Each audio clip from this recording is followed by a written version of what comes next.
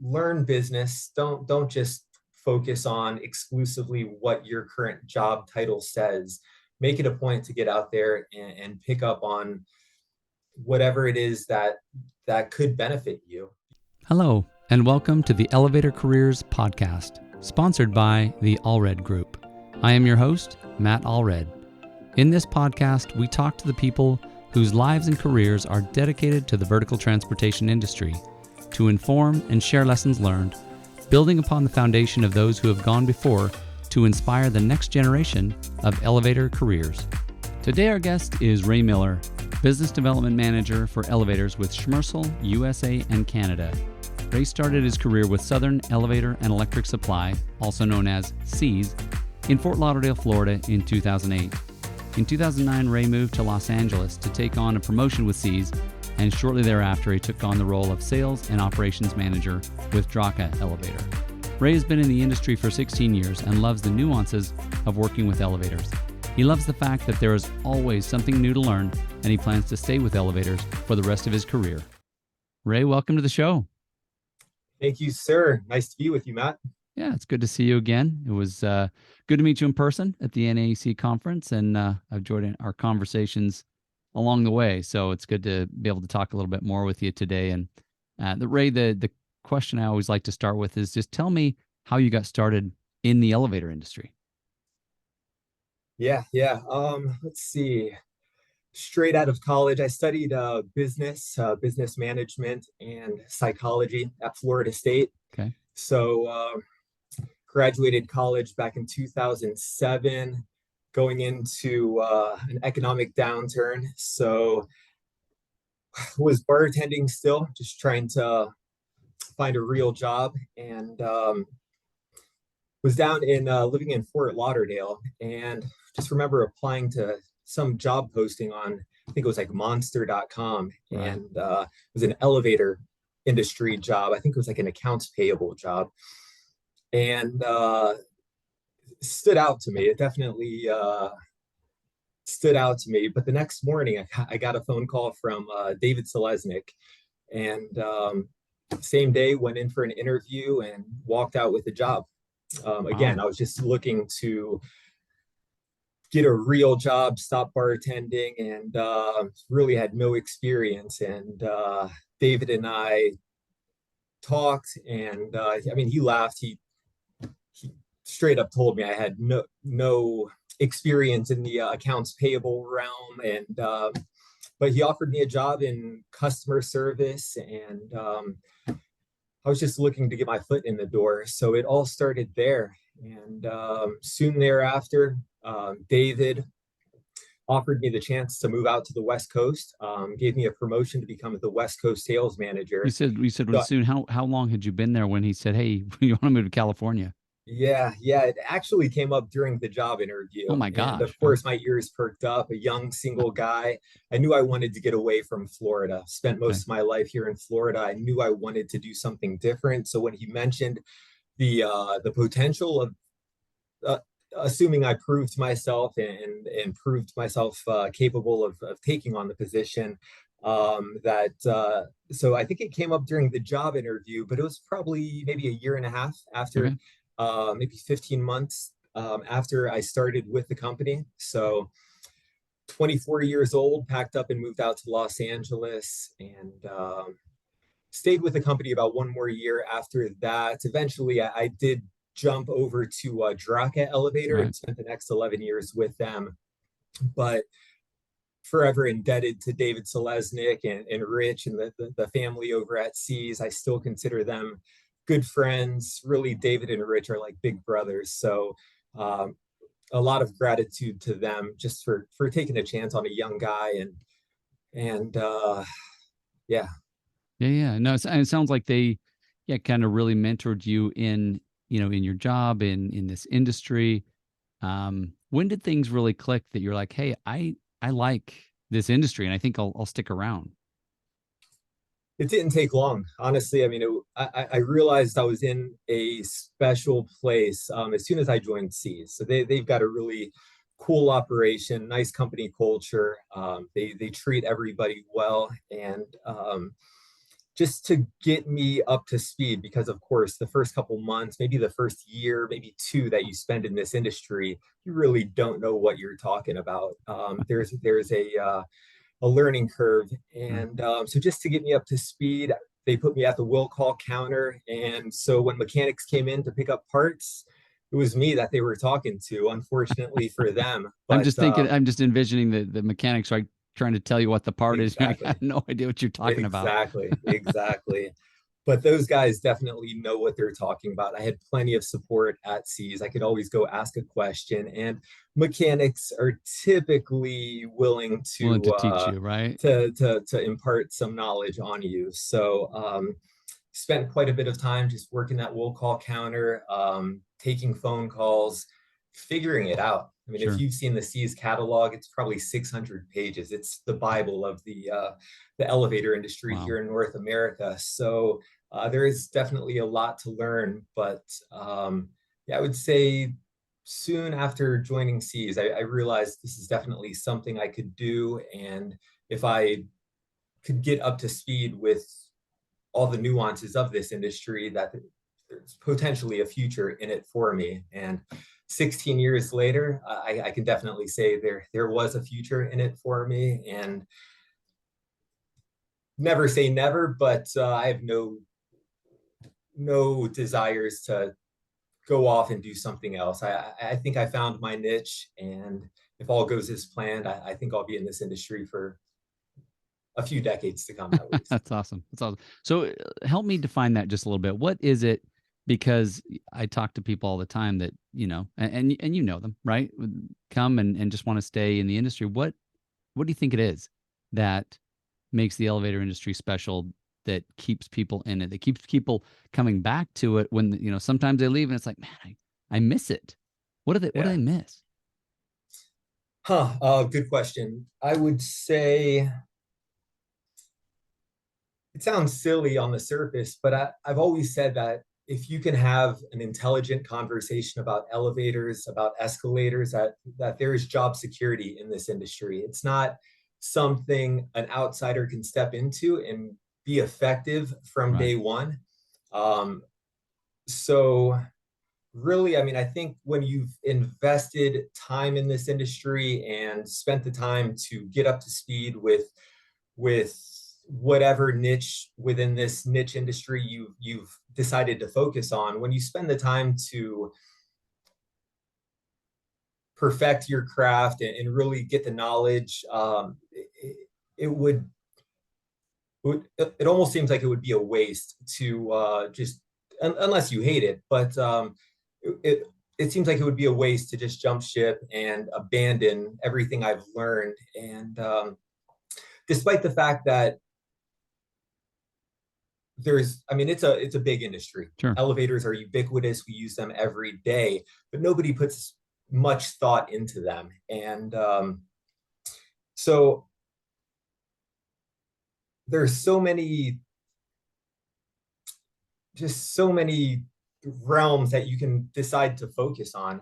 Of course, I'm on the supplier side of things, Sure. but I see people doing extremely well on the contractor side of things. And there are just so many different nuances, and just once you've developed a skill set, I mean, really, it seems wasteful to go on and just do something to just abandon it. But I Right. mean, the people definitely help. I mean, generally speaking, it's good people. As a supplier, I mean, I've got to go out and speak with all different kinds of people, and it's you meet new people every day, and typically you're working with good people, and Sure. that definitely keeps you coming back. But I mean, job security, really, I mean, at the end of the day, I let's be honest, job security, if you know what you're talking about, you can find Sure. There's a value, job right? in this Once industry. once And you've learned it, right? It's like, hey, 15 other companies lining up to hire you if you, get laid off, for example, because hey, we need that skill set. We need that yeah, knowledge. exactly. And I mean, it's a big industry, but a relative relatively small number of companies competing in this True. industry, but there's quite a bit of spend. The transactions are typically Sure. high value transactions. Elevators are not cheap, Right. so it's not that it's not so cutthroat that you've got 20 other companies selling what you're selling. There's definitely competition, and you've got to find ways to stand out against the competition. You mentioned you were excited to go to California. Um, what was kind of drawing you that way? Like you said, just maybe get out and explore, get away from home, meet some new people. Yeah, definitely. Definitely wanted to get away from home, like I said. I knew Tampa would be here with open arms. If I ever failed and Sure. fell flat on my face, I knew Tampa would be here with open arms. Most of my friends stayed here. Nothing wrong with it. Tampa's a great city, but I knew I wanted to get away. I wanted to see the world. Didn't come from much, never had the opportunity to travel much when I was younger. So I Sure. knew I wanted to get away and see some things. And Los Angeles, it wasn't necessarily on my list. I wanted a big city, but when the West Coast position opened up, I of course jumped at it, and it was fantastic. I'm honestly, I moved back to Tampa. My wife and I are both from here, so it just made sense around the time of the pandemic. But honestly, I miss California every day. Well, I see the surfboard, right? I mean, you learned how to surf. I mean, a little bit of jealousy here, I confess, but I think that That was says my a lot. passion. That was my passion. That honestly, that's all I miss. Was the surfing. Became a after work on the weekends. I mean, we were beach bums. Would wake up before the sun came up to try to surf before work, get a session in at first light, and after work, if the wind hadn't destroyed the waves, and we try to get out then also. So honestly, that was my passion. It's there's no better way to relax, get away from all the stresses of the day, whatever is on your Sure. mind when you're out there surfing. It's the furthest thing Sure. from, Sure. yeah. You're So just in the that's moment. honestly all I miss about it. So super expensive to live though, and at some point, my wife and I just we just made the move to come Had to be back, practical. Yeah. Yeah. Yeah. Well, that start is a one thing. family, be able to Sure. afford a house, and but then honestly, Tampa got expensive too. The past couple of years, I mean, we've all heard it. Everything's gotten expensive. True. So a part of me wishes I would have stayed, but our family's here, and with a little baby now, it's nice to have family around, have some support, Absolutely. and yeah. So Good. Good we're for happy to you. be back. Yeah. But Well, if the opportunity presents itself, perhaps you'll find me on the West Coast again. yeah, exactly. Look just beyond the sand, right? You'll see you out in the water. Exactly. If you Um, can't find me, I'm probably surfing. right. Well, and then one of the things that I think is really neat about the elevator industry is because of the skill set, the knowledge that you talked about earlier, there are opportunities and I see it all the time as a recruiter that, hey, this is in Seattle. Oh, hey, this is in DC. Hey, this is in Boston, and so I see a lot of people who are career minded taking those opportunities and moving to Southern California, spending a few years, and then boom, we're back to Kansas or we're back to Florida or Yeah, wherever. So um, yeah, wherever those skills and those opportunities take you, there's usually opportunities to go if you want them. absolutely. And if you're a young person, I'd highly suggest taking advantage of that opportunity. It might not be Los Angeles, it might be someplace else, but get out and see something Sure, different. Just expand your horizons. Don't get so comfortable in your current situation. And then, like I said, I mean, your hometown is always going to be there with open arms. Your sure, buddies will always be there to welcome you back. But take that opportunity, and if you fall flat on your face, so be it. At least you you did it, you attempted it, sure, and no doubt you'll come back a better person from it. But if you never take that opportunity to step outside of your comfort zone, then you're going to live a sheltered life, Sure. and it's not for everybody. I certainly appreciate that, but I would highly recommend, if the opportunity comes up, just raise your hand and say, "Hey, I'll go." Sure. And of course, it's easier when you're young, single, no kids. But even if it comes later, life is short. So that's Take always some been risks. I my, hear you saying, yeah. Okay. yeah, take that chance. So So let's absolutely. bounce back to your story for a minute, and it sounds like about a year or so into your Southern California adventure, you said, "Hey, let's jump to this Draka thing." What kind of compelled you to sign up for that? Yeah, well, I mean, when I went out to Los Angeles, Seas, there was a pseudo partnership. So Draka was providing the warehouse, the office space. Okay. Seas was using it as a stocking distribution center. So there was some, I was familiar with Draka Sure. before Okay. I decided to jump ship. Honestly, what took me over was just the opportunities for growth. Hmm. I love Seas, but it's a family-owned company, and Sure. there were going to be limitations as to how high I could rise in that company, Unless you can and I change was your well aware of family or that. get adopted or something, there may not be. Exactly, exactly. Take on the last name Fitzgerald. Um, but I was well aware that there would be a limit to Sure. how far I could move up within the C's organization. So I knew with Draka, it's a huge multi-billion-dollar corporation, that there would be probably more opportunities to advance Sure. myself. So when the opportunity came up, I definitely had to think about it quite a bit. It was difficult to call David and let him know I was going to be leaving, but he was supportive the whole time, and Cool. there was never any hard feelings about anything. And I consider those guys over there still very good friends. And I, David wanted what was best for me, and I think he agreed in that time that was a good opportunity Awesome. for me. So yeah, jumped over.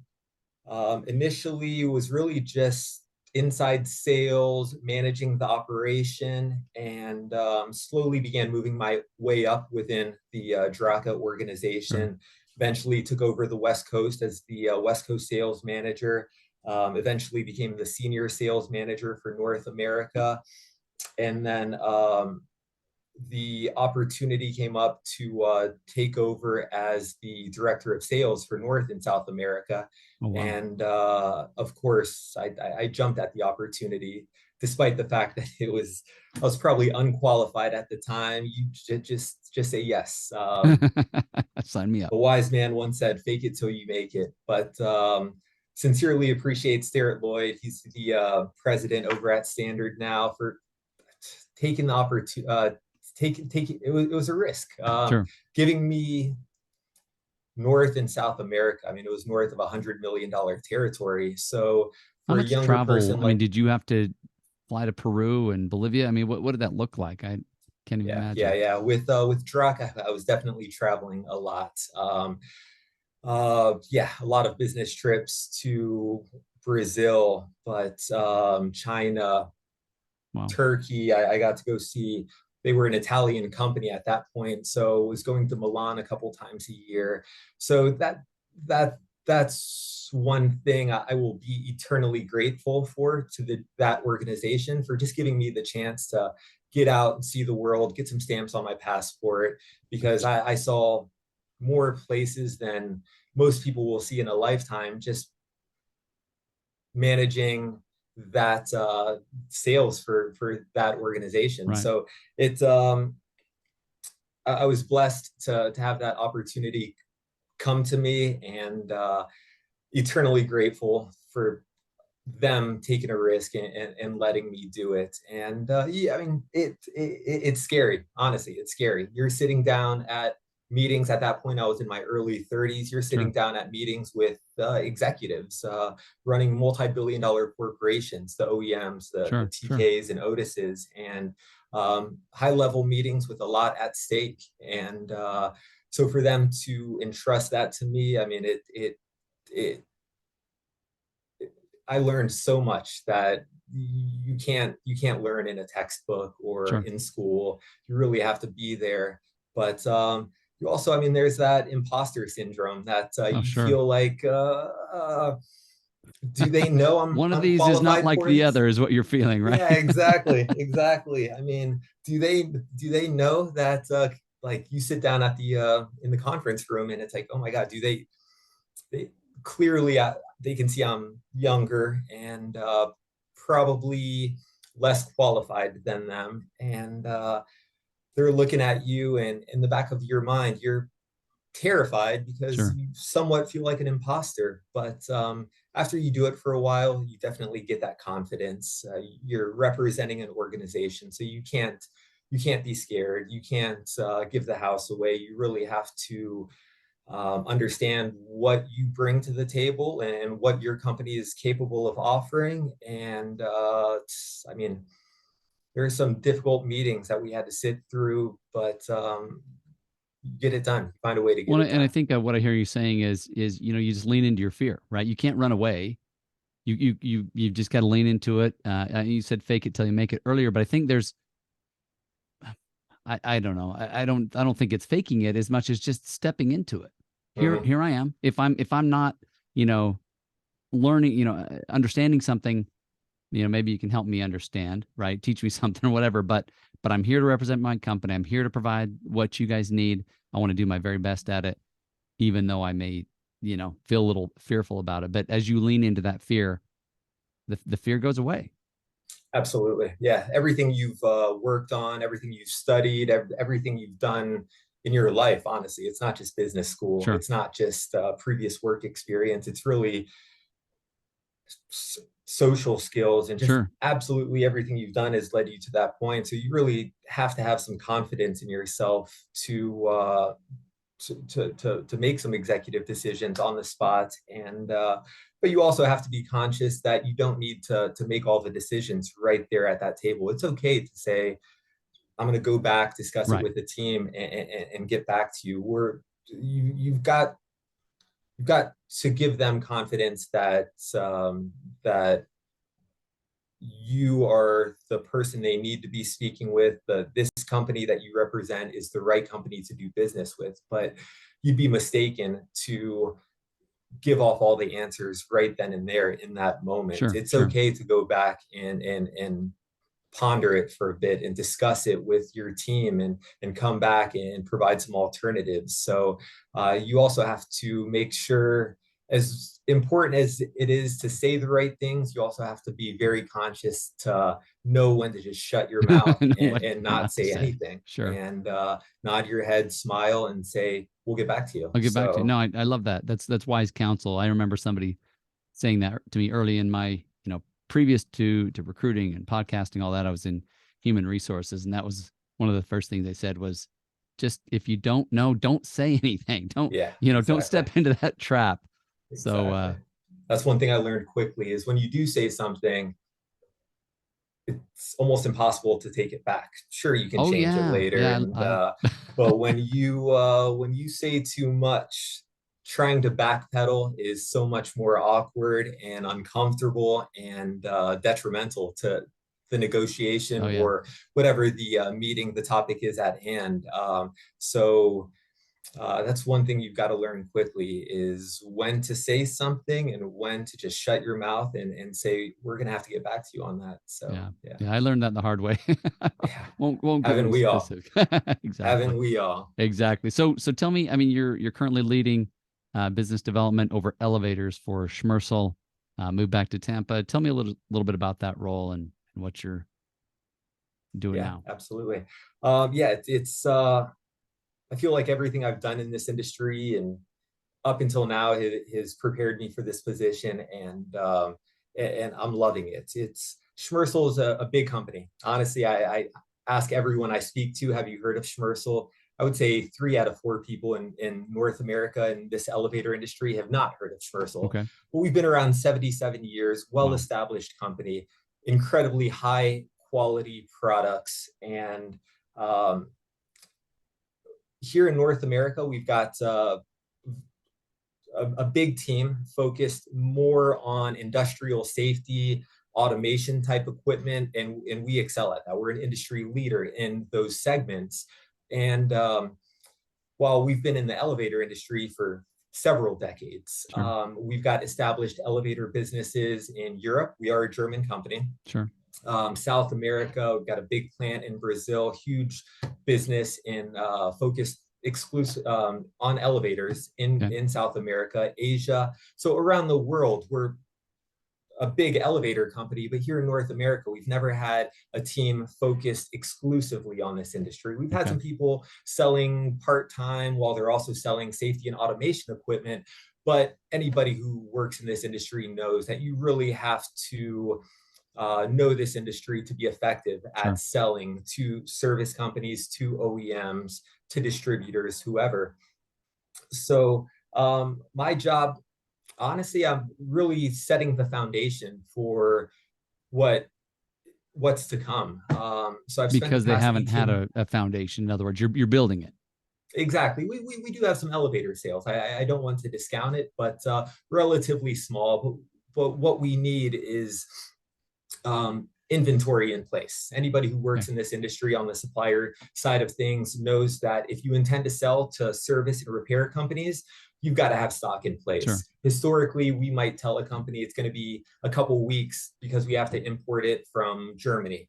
And anyone who has a down elevator knows that That's not the is right absolutely answer. unacceptable.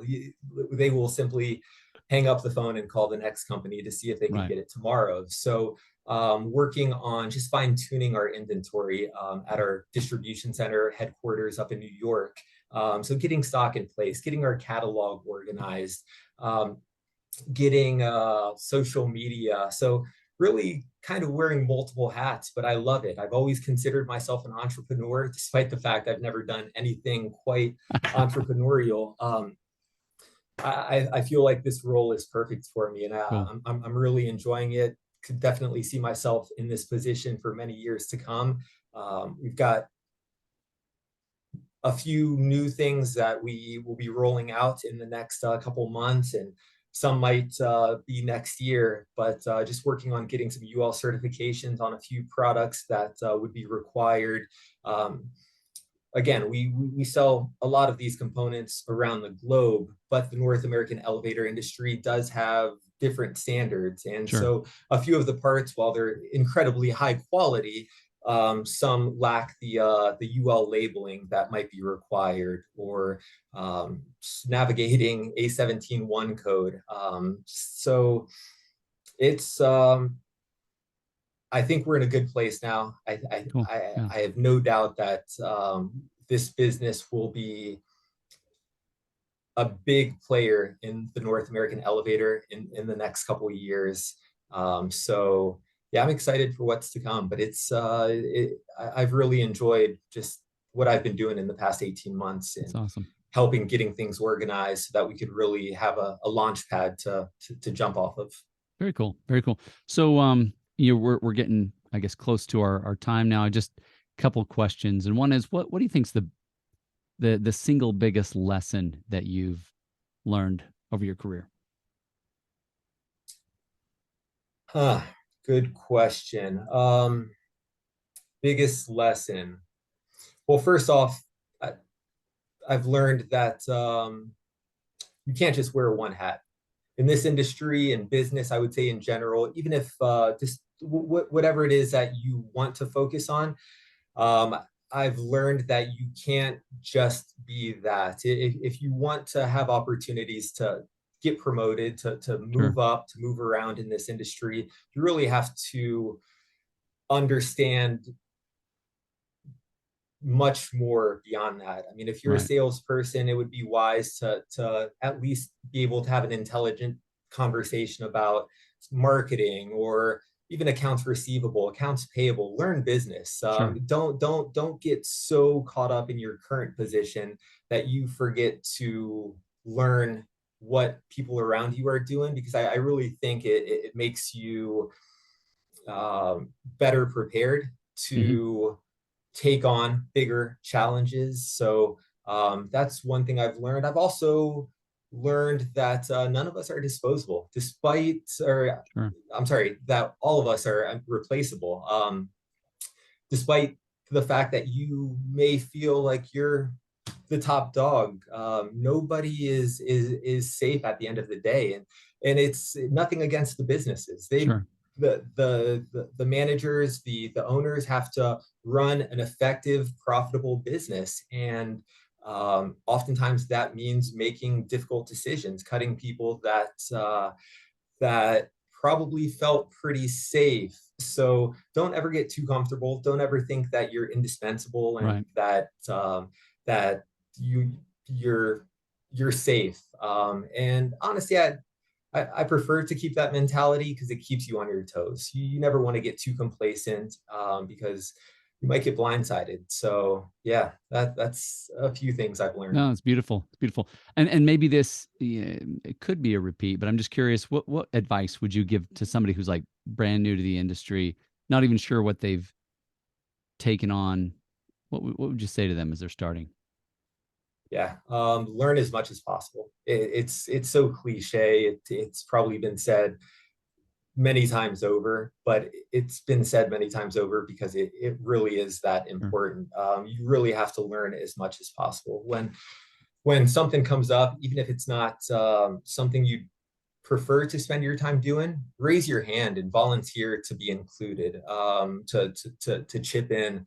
I remember being assigned, I don't think I volunteered, but being assigned to helping with SAP implementations, changing Wow. our ERP system, and how miserable that was, spending months with consultants and having to learn nuances of this ERP system that I may never use.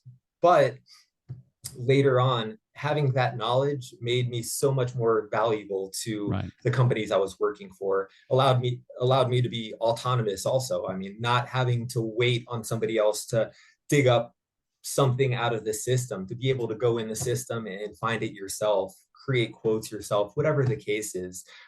So honestly, learn as much as possible. Going back to what I said about not focusing so much on your current position, but really trying to understand the business. That's one thing one of my mentors, Eric Lazier, imparted on me, was just how important it was to really understand how cash, how money flowed through a business. And Right. it encouraged me to go back and learn more about accounting and balance sheets and income statements and stuff like that. Because if you really want to grow within a company, you're going to have to at least understand the basics of that, to be able to make good decisions. So learn business. Don't just focus on exclusively what your current job title says.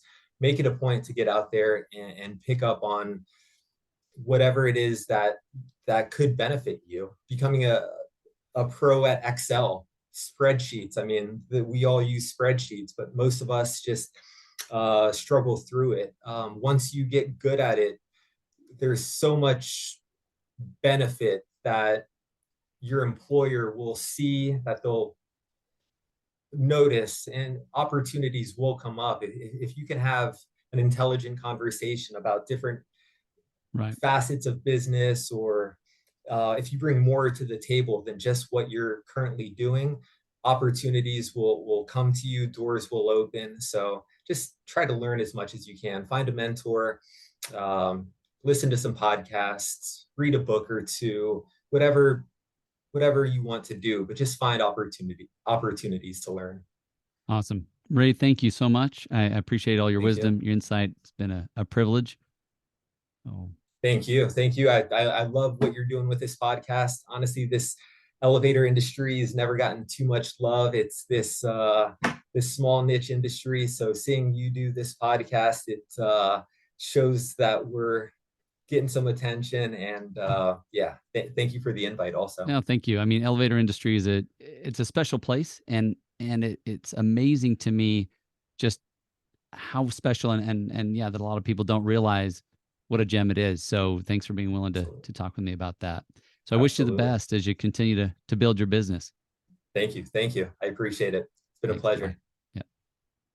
Thank you for listening to the Elevator Careers Podcast, sponsored by the Allred Group, a leader in elevator industry recruiting. You can check us out online at elevatorcareers.net. Please subscribe, and until next time, stay safe.